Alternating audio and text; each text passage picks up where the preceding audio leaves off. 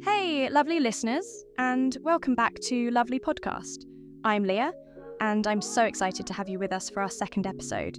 Today, we're going to dive into something a bit more personal. I thought I'd share a little bit about my upbringing, how it all began, and the memories that have shaped me into who I am today. But that's not all. Later in this episode, I'll be sharing a romantic story from this past summer, something that really made me believe in summer love again. So sit back, grab a cup of tea, and let's talk about memories, love, and everything in between. So, where do I even begin? I guess the best place is the start. Stockholm. I was born and raised there, in a cosy little neighbourhood where I spent my childhood. My dad is Polish and my mum is Swedish, and together they made the perfect mix of cultures that shaped my life. Growing up, I had so much energy. My parents always joked that I was more like a little boy than a girl. I wasn't the type to play with dolls or sit still for too long. Instead, I spent most of my time running around outside, getting into anything and everything. I was everywhere, always climbing trees, jumping over fences, and riding my bike faster than I probably should have. I was curious about everything. I'd always be asking my parents questions about how the world worked. I think I probably exhausted them sometimes with my endless curiosity. One of my absolute favourite things to do was to play football with the boys in our neighbourhood. I don't know what it was, but there was something about the game that just felt like freedom to me. We'd play until the sun went down, and I would never back down from a challenge on the field. I remember how proud I felt when I could keep up with them, even when I got a few bruises here and there. My dad used to watch me play from the sidelines, and I could always see that little smile on his face, like he was secretly glad that I inherited his love for the sport. My parents were definitely hard workers.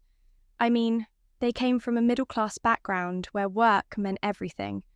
My dad would always say that if you wanted something, you had to put in the effort, and my mum would just nod in agreement. They always made time for me, though. Even after long days, they'd listen to my endless stories about my day or watch me try to juggle a football in our tiny backyard.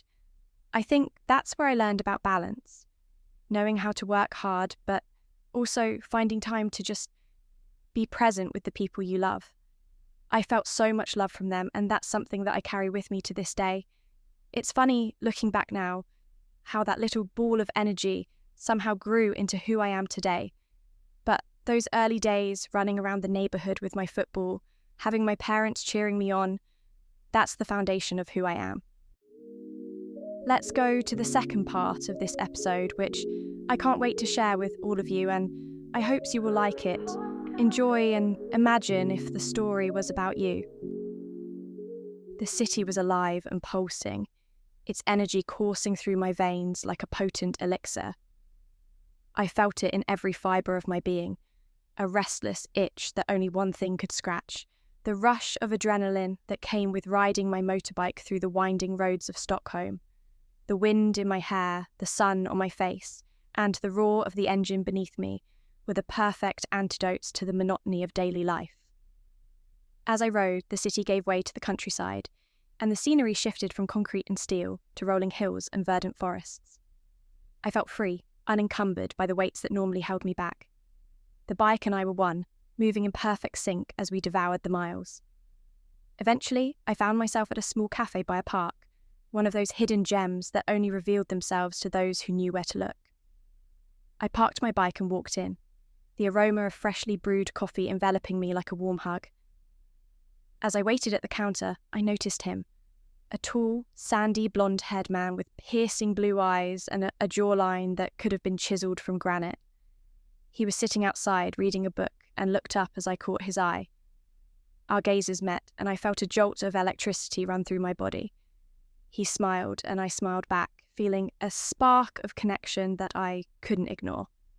I ordered my coffee and walked outside, my eyes drawn to him like a magnet. He looked up as I approached, and we exchanged a few pleasantries about my bike. The conversation flowed easily, like we'd known each other for years, and before I knew it, we were sitting together, sipping our coffee, and talking like old friends. His name was Frederick, and he was charming, witty, and had a quick smile that could disarm even the most sceptical of souls. I found myself laughing, feeling carefree and alive, as we talked about everything and nothing. The sun began to set, casting a warm glow over the park, and I knew I didn't want the evening to end. As we walked along the waterfront, the city lights twinkling like diamonds in the distance, I felt a sense of excitement building inside me. Frederick's hand brushed against mine, sending a shiver down my spine, and I knew I was in trouble. We found a secluded spot beneath an old oak tree, and he turned to me, his eyes burning with an intensity that left me breathless. "Can I tell you something, Leah?" he asked, his voice low and husky, like a whispered secret. "I haven't felt this kind of connection in a long time, and I don't want it to end tonight." My heart skipped a beat as he leaned in, his lips brushing against my ear, sending a wave of desire crashing through me. I turned my head, our lips meeting in a kiss that was both gentle and fierce. The world around us melted away, leaving only the two of us, lost in the moment. As we pulled back, gasping for air, Frederick's eyes locked onto mine, and I saw something there that made my heart skip a beat. A spark of recognition, a sense of connection that went beyond the physical. "You know, I think I'm already addicted to you, Leah," he whispered, his lips brushing against my skin. I smiled, feeling a sense of excitement and trepidation. "Careful, Frederick. I'm not the type you can just walk away from." He grinned, but there was something in his eyes, a vulnerability that made me want to reach out and touch him. As we stood there, wrapped in each other's arms, the night stretching out before us like a promise, I knew I was in trouble. And then, just as things were getting interesting, his phone buzzed, shrill and insistent. He pulled back, his eyes apologetic, and answered the call. I watched as his expression changed, his face tightening into a mask of concern. "I'm sorry, Leah," he said, his voice low and urgent. "I have to go. Something's come up." I felt a pang of disappointment, but he caught my hand, his fingers intertwining with mine. "I'll call you tomorrow, okay? We'll finish this conversation." As he walked away, I couldn't shake the feeling that something was off. The way he'd looked at me, the way he'd touched me, it was all so intense. And now he was gone, leaving me with more questions than answers. I got on my bike feeling a sense of restlessness, a sense of anticipation. What was going to happen next? Would I see Frederick again? And what secrets was he hiding? As I rode away from the cafe, the city lights blurring past me, I couldn't shake the feeling that my life was about to change in ways I couldn't even imagine. I rode back to my apartment, my mind racing with thoughts of Frederick and our encounter. I couldn't shake the feeling that there was something more to him, something he wasn't telling me.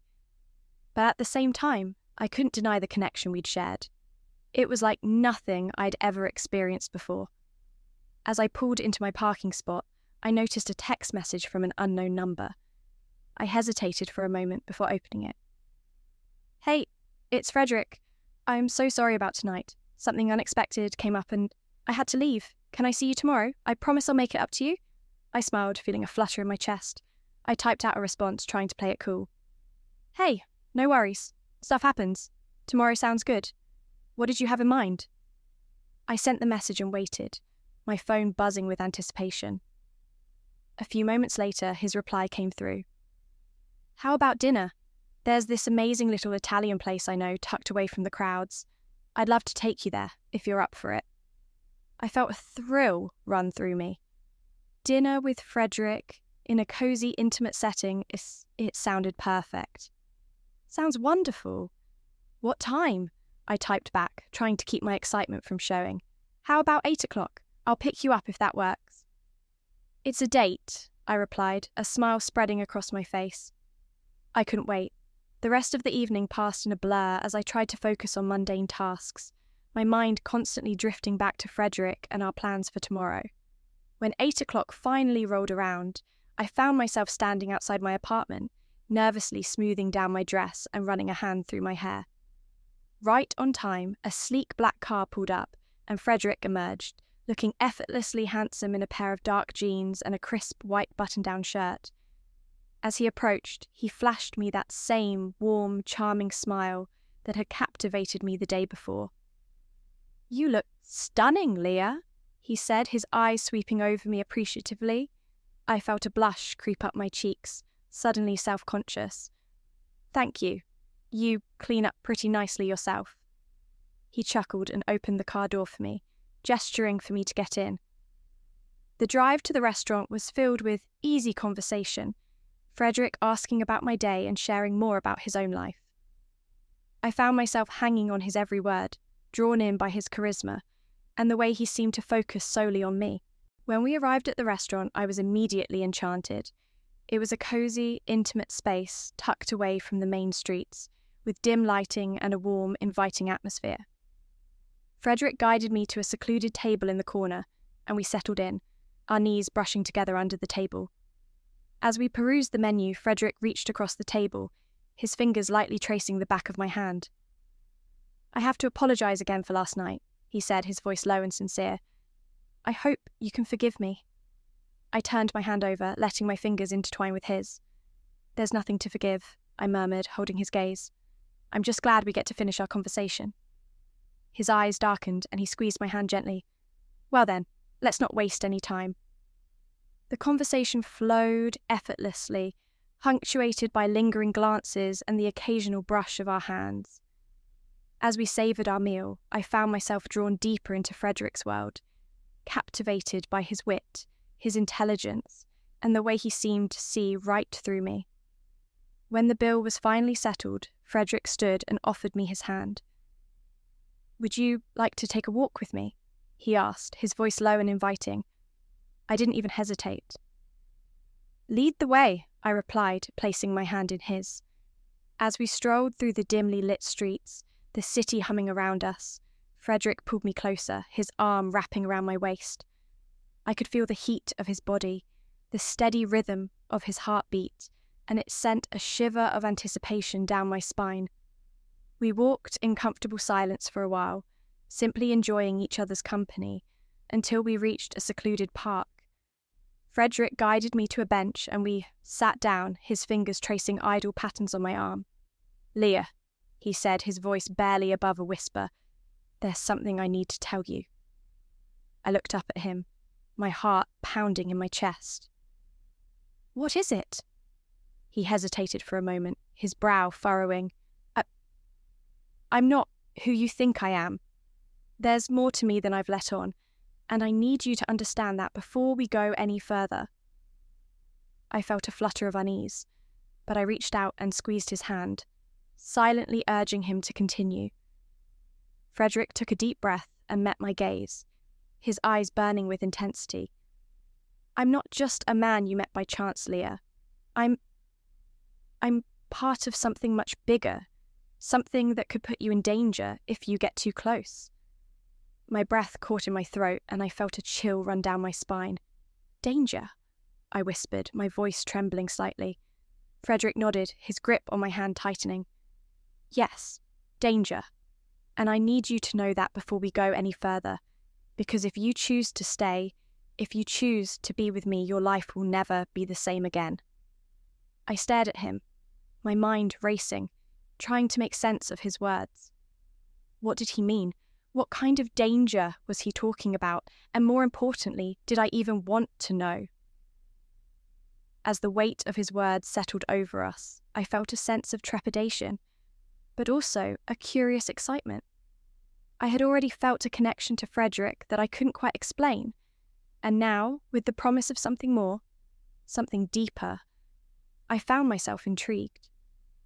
I took a deep breath and looked into his eyes, my own burning with determination. "Then tell me, Frederick. Tell me everything."